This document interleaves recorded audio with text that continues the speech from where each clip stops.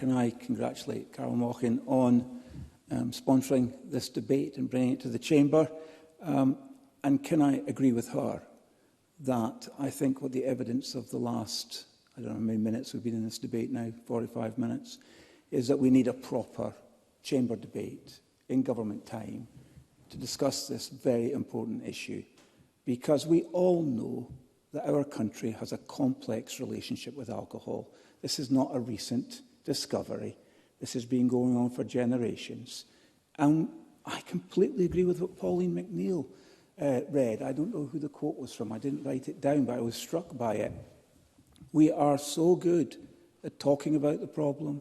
We're so good at producing words and papers and strategies, but we're just not any good at delivering any change on this issue. And it's gone on for far too long.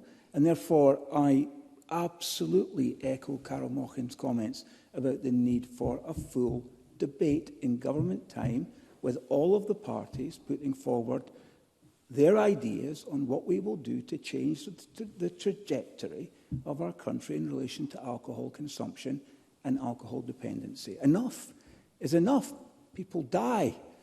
People are dying. And anyone who's ever spent time supporting someone who is struggling with alcohol dependency, who is having to deal with all of the illnesses that are contingent to their addiction to alcohol, we all know it is heartbreaking. With that one person's life, so many hearts are broken. Now, I've never felt it was my job as a politician to tell people how to lead their lives. I just don't think that is what I see my role as. But I absolutely believe and agree with colleagues who have said it is our duty as parliamentarians to work together to create public policy that makes a difference, that enables people to make better choices.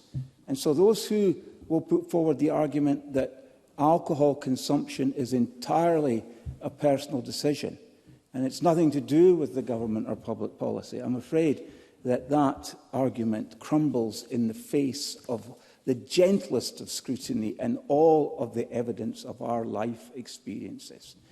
Because Sandesh Gulhani, in his remarks, talked about the nature of the impact of this problem on families and communities and society at large.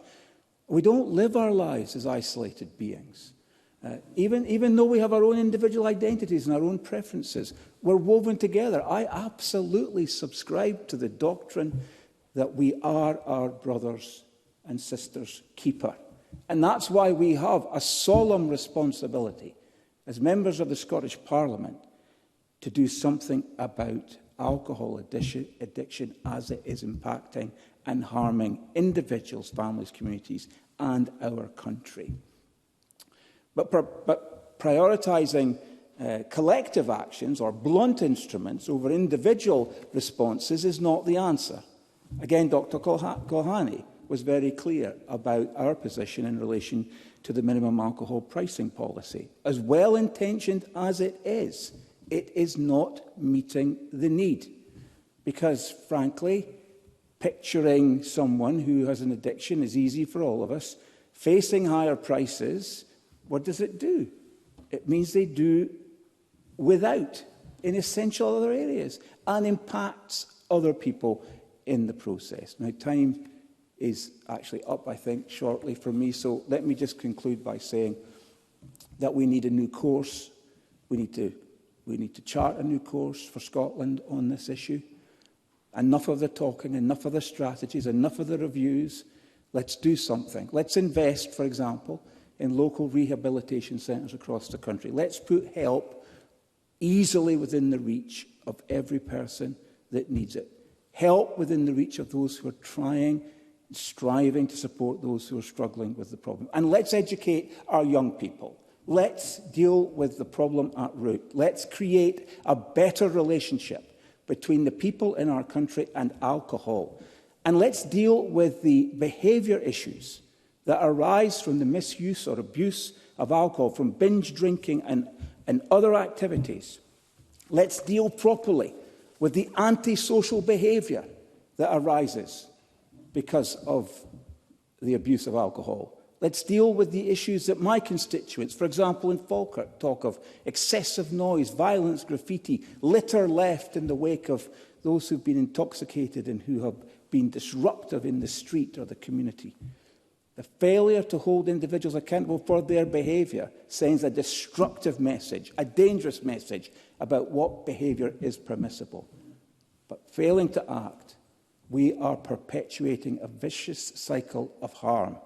And therefore I appeal to the Minister to talk to her colleague, the Minister for Parliamentary Business, to see there is a full debate on this issue as soon as is possible.